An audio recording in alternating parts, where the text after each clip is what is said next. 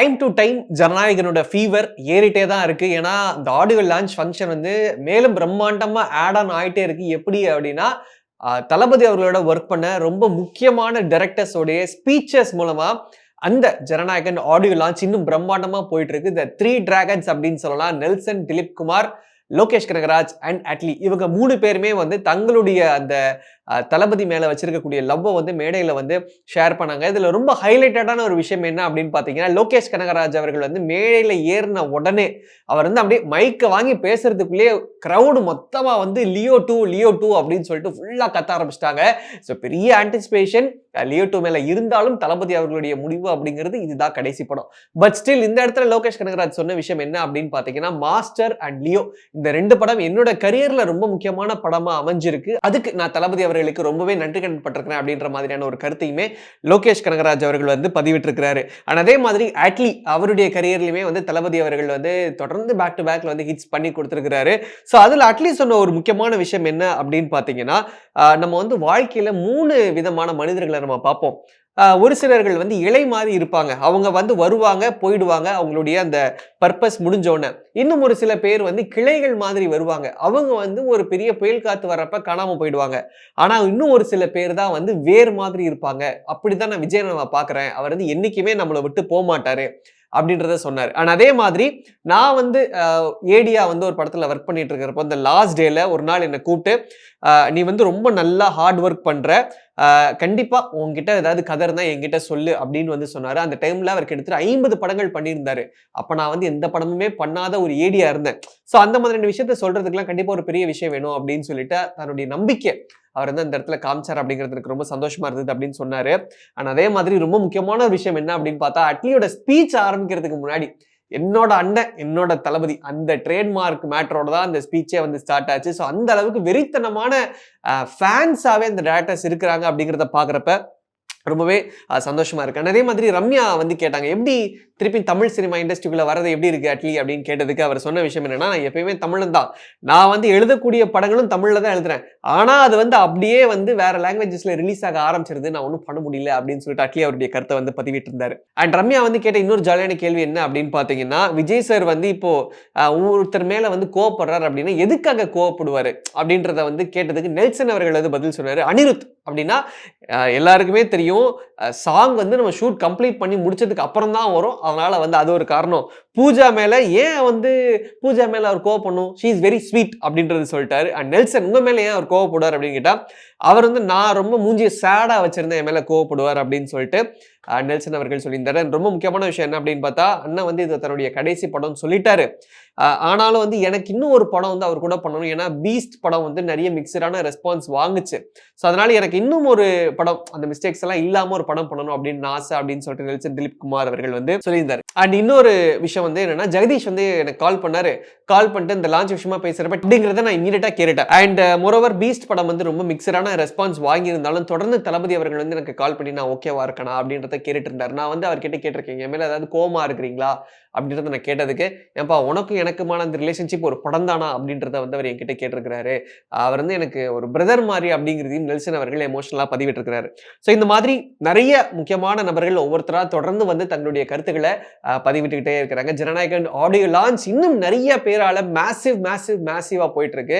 And இதெல்லாம் தாண்டி தளபதி அவர்கள் என்ன பேச போறாரு அப்படிங்கிறது தான் நம்ம பொறுத்திருந்து பார்க்க வேண்டிய ஒரு விஷயம். சார், இந்த ஒரு அனௌன்ஸ்மெண்ட் வந்துச்சு. ஜனநாயகன் தான் என்னோட கடைசி படம். அதுக்கப்புறம் நான் வந்து பொது வாழ்க்கைக்கு நான் வரப்போறேன், அரசியல் பண்ண போறேன் அப்படின்ற மாதிரி ஒன்று சொல்லியிருந்தாரு. ஒரு ஃப்ரெண்டா நீங்க எதுவும் பேசுனீங்களா? ஏன் இப்படி பண்ற? நீ பண்ணாத, நடி அப்படின்லாம் ஏதாவது அட்வைஸ் அந்த மாதிரி? இப்போ ஆக்சுவலா ஜனநாயகன்ல ஒரு சின்ன கேரக்டர் பண்றேன். ஓ, ஒரு கேமியோ யாருக்கும் தெரியாது. நான் யார்ட்டயும் சொல்லல. ஓகே. நீங்க கேட்டதுனால இந்த கேள்வி கேட்டதுனால சொல்றேன். ஸோ அப்போ நான் அவர் கூட ஷூட் ஸ்பாட்ல உட்காந்துருக்கும்போது, "என்னம்மா போய் தான் லாஸ்ட் ஃபிலிமா?" அப்படின்னு. "ம்" அப்படின்னாரு. அவரு தெரியும்ல அவ்வளோதான் நல்லா சொல்லுவாரு. ஸோ இதுக்கப்புறம் ஒரு படமோ 2 படமோ அப்படின்னோன்னே, ம் அப்படின்னு அவ்வளோதான். ஓகே. அதுக்கப்புறம் பாடி லாங்குவேஜ் அப்படிதான் வந்துச்சு. ஸோ அவர் மைண்டில் என்ன இருக்குது அப்படின்னா, ஸோ ஃபார் இட் இஸ் சொல்கிற மாதிரி ஸ்விட்சிங் ஓவர் டு பாலிட்டிக்ஸ் அப்படின்ற மாதிரி இருக்குது. அவர் தான் டிசைட் பண்ணணும். அவர் ஓகே. மறுபடியும் நடிக்க வந்தாருன்னா எல்லாருக்குமே சந்தோஷம். ஸோ பொலிட்டீஷியனாக அவர் நினச்சதை செய்யும்போது அதை விட எல்லாருக்கும் சந்தோஷம். Okay. It's up to him. Maybe அந்த செகண்ட் இருக்குங்கிற மாதிரி உங்களுக்கு தோணுச்சா? 50-50 எனக்கு அது 50-50. தெரியல. பண்ண ப்ராபப்ளி முடியல. Let's go with the flow அப்படின்னு நினச்சிருப்பாருன்னு நினைக்கிறேன். தெரியல. கிராக் பண்ண முடியல. அவருக்கு என்ன நினச்சேன்னா ஏதோ நான் ஒரு படம் பண்ண போகிறேன் அப்படின்னாருன்னா அது வந்து இல்லை, எல்லாருக்குமே ஒரு ஃபெஸ்டிவல், எல்லாருமே கொண்டாடுற ஒரு தருணம் அது. இல்லை அப்படின்னாலும் ஏதோ ஒரு விஷயங்கள் அவர் வந்து இல்லை பண்ணிக்கிட்டு இருக்காரு அப்படின்னு எப்படியும் நம்ம அவரை பார்க்க போகிறோம் டெலிவிஷனில் on a daily basis. We going to அவரை பற்றி நியூஸ் வரப்போகுது. So let's see, time has to decide. Jananayagan பற்றி நம்ம பேசிகிட்டு இருந்ததுனால ஒரு விஷயம் நாங்கள் வெளியிலேருந்து கேள்விப்படுறது வந்து இதில் ஒரு சின்ன ட்ரிபியூட் மாதிரி இருக்குது விஜய் சாருக்கு. அவரோட அசோசியேட் ஆனவங்க, அவங்களோட ஃப்ரெண்ட்ஸ் அண்ட் அது அவங்க எல்லாருமே ஒரு சாங்குக்கோ ஏதோ ஒன்று வரப்போகிறாங்க அப்படிங்கிற மேபி நான் நடித்தது கூட அது ஒரு ரீசனாக இருக்கலாம். ஏன்னா ஃபர்ஸ்ட் ஃபிலிமில் நாளை தீர்ப்பில் இருந்தேன். To sign off on a very pleasant நோட்டுன்றது கூட தெரில, இருக்கலாம். என்னோட கெஸ்ஸிங் இது இருக்குது. அஃப்கோர்ஸ் அதில் உங்களுக்கு நிறையா சர்ப்ரைஸ் பண்ணுற மாதிரி ஒரு ட்ரிபியூட், அவருக்கு உண்டான ட்ரிபியூட் கொடுக்கறதுக்கு உண்டான சர்ப்ரைஸ் எலிமெண்ட்ஸ் இருக்குது. பட் அது எல்லாத்தையுமே நம்ம டிஸ்க்ளோஸ் பண்ண முடியாது. நீங்கள் கொஞ்சம் கொஞ்சமாக it will be unfold. Okay. இதுக்கு மேலே கேட்டால் அடிப்பேன் அப்படிங்கிற மாதிரி சொல்லி. கண்டிப்பாக. தேங்க்யூ சார், புரிஞ்சிருச்சு. ஸோ அகைன் நம்ம கொஞ்சம் அப்படியே ரிவைண்ட் பண்ணுவோம். படம் பண்ணிட்டு இருக்காரு, நடிச்சிட்டு இருக்காரு, அந்த படத்தில் நீங்களும் இருக்கீங்க. இது எப்படி? சின்னதாக இருக்கு. ஆமாம் சார், இருந்தீங்க. ஸோ இது எப்படி இருக்கும்? ஆன் செட்டில் போயிட்டு பிட்டிகிட்டு இருக்காரு, பயங்கரமாக பண்ணுறாரு அப்படிங்கிற மாதிரியான மொமெண்ட்லாம் தோணுச்சா? அது எனக்கு அதாவது பேக் இன் தோஸ் டேஸ்லேருந்து வரேன். நாளைய தீர்ப்பில் இவர் ஏதோ ஒன்று பண்ணுவார் அப்படின்றது தெரியும். பட் நம்ம நினச்சதை விட அதிகமாக பண்ணுறாரு. நம்ம ஒரு 50% நினச்சோன்னா அது ஒரு 60-70% பண்ணுறாரு அப்படின்னு ஆரம்பித்தது. அப்புறம் அவரு கூட இது வந்து என்னோட 5th ஃபிலிமோ 4th ஃபிலிமோன்னு நினைக்கிறேன், ஜனநாயகன் அவரோட.